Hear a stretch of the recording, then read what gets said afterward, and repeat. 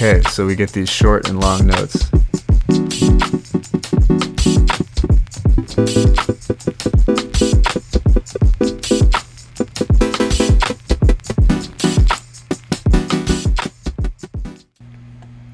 Okay, in this video, I'm going to show you how to use Pigments with Skym and why Pigments is the best synth to use for Skym. So this is assuming you've already watched the setup video, and in this video I'm just going to show you the process of using it. So if you have it set up, we're in control mode here, and we should see the macros moving around. So the process that I've been using this is basically using this macro 4 as this is like the most powerful tool, is gating the sound. So what we can do is I'm going to close out of Pigments, and on my MIDI keyboard I'm just going to play some chords along with this drum beat here, and we'll use those chords in Pigments to play with Skym. So here we go. Take the last 4 bars of that.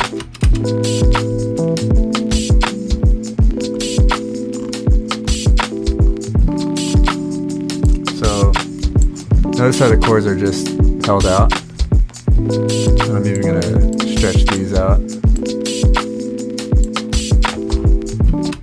And we're just going to copy that clip and paste it into Pigments, the Pigments track. And I'm going to mute my electric piano sound. Now in Pigments, we just got sine waves. So I'm going to begin this sound design process and go through each of the features that makes it so perfect for Skym. So the first feature is that it has 4 macros, which is perfect because that's how many Skym uses. And the real power is going to be this 4th macro, which is the gate. So the first step of this kind of sound design is turning down the volume so that you can only articulate it with the gate of Skym. So then we get this sort of sound.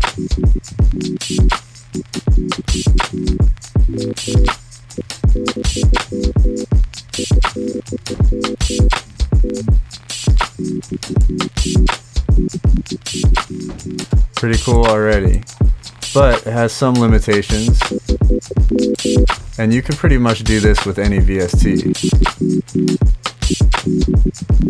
So I'm going to show you why Arturia Pigments can do so much more than just this.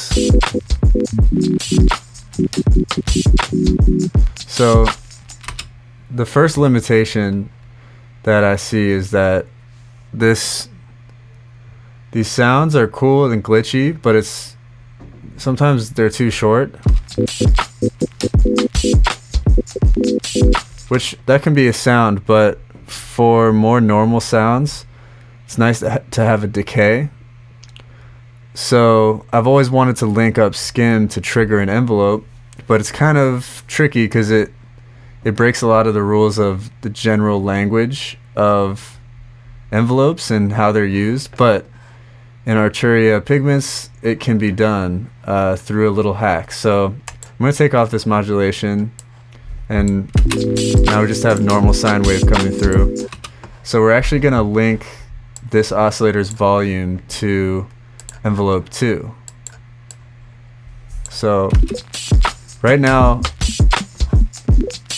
it's working like a normal envelope that's triggered by the note on message, which is, it sounds standard. I'm going to give it some more harmonics so you can hear it. So it's articulated by this MIDI clip.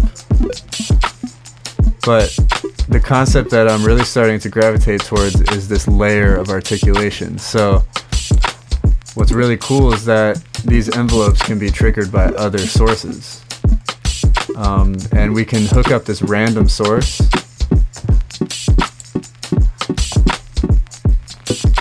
to macro 4, which is our gate of Skym. So we do that by changing the random source to binary, turning the rate to hertz and all the way up, turn the probability down, and map that probability to macro 4, which in turn gives us a trigger of the envelope every time we press down.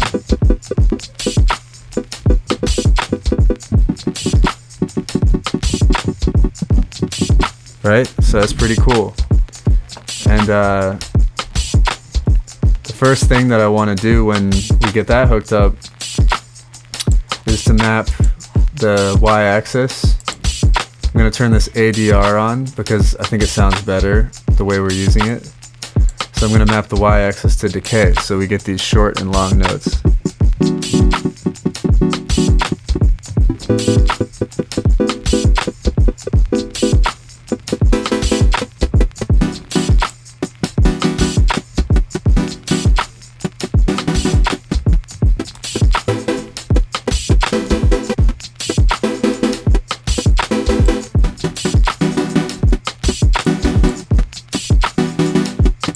Right?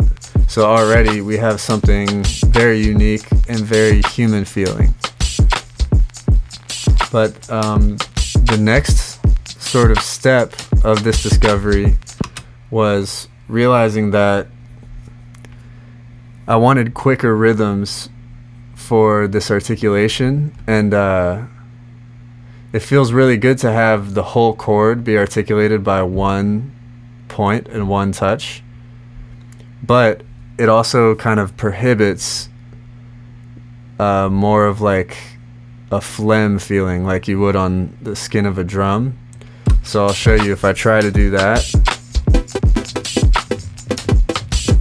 It doesn't really work because macro 4 stays up even when you do that. So that's why we added this mode called pulse gate, which does exactly that. It pulses the gate, so you can see it right here. Now we can roll our finger and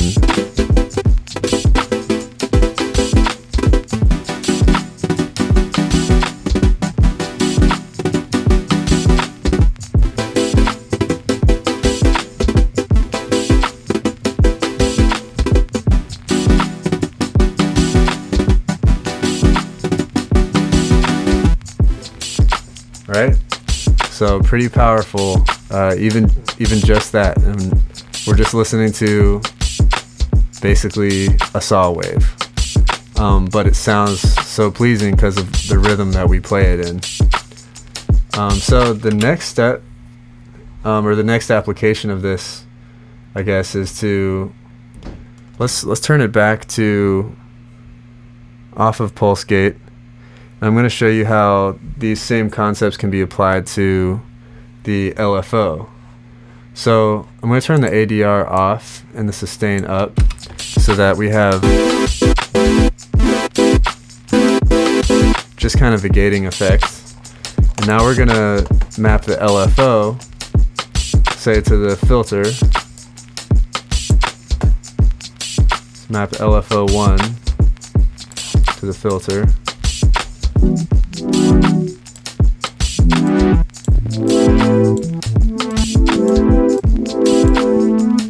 And right now you can hear that it's being triggered by the keyboard, but we're going to switch that to random 1, which is our gate, and we get this interesting control of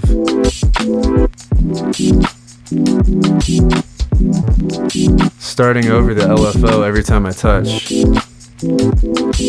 but then when I release, no sound. It doesn't just free run. So if we map the rate of the LFO to the x-axis, we can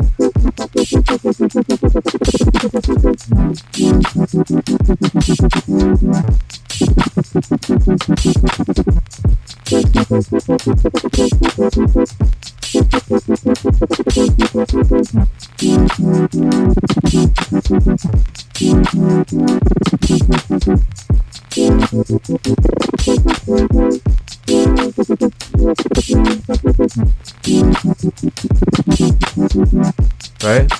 So that's already just like such a crazy change in how we can think of these LFOs, because we weren't using it in a sync setting, but since we could restart the gate of it, we could kind of just compensate for the little bits where it was out of time by just restarting the gate, and more thinking of it as kind of an envelope, and at certain times just holding it down really fast creates a nice effect. But it doesn't really need to be synced. It could be if you wanted it to, but it's cool to kind of have these in between feelings and have total control over it.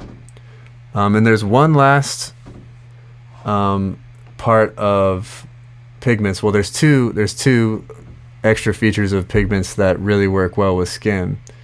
One of them being, well, they're both in this combinate area. So one thing we can do is we can create these stopping points with the remap feature. And so if we map this combinate to coarse pitch 0.1, which is an octave, we create these stopping points, and the source as macro 2, which is our Y dimension of Skym. Turn the amount all the way up, we get this sort of thing.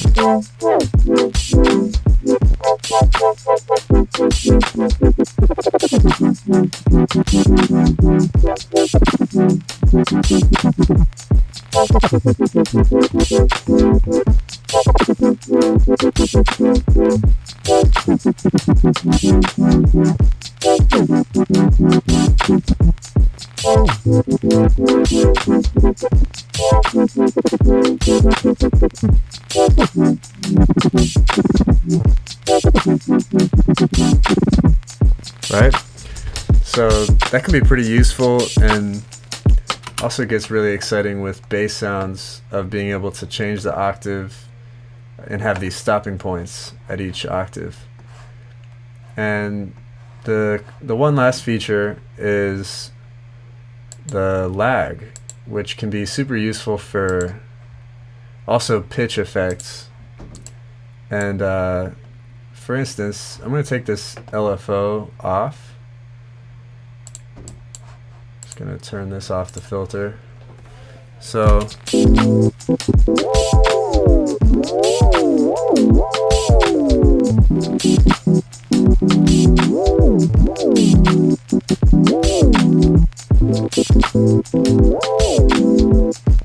if we put the source as the first combinate,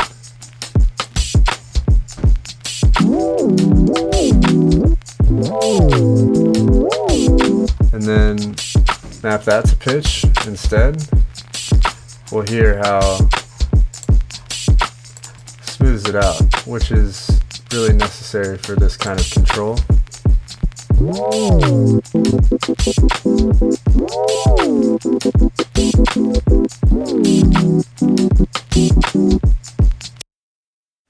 And that's it for this tutorial. I hope you found it helpful, and I hope you get to use some of these concepts.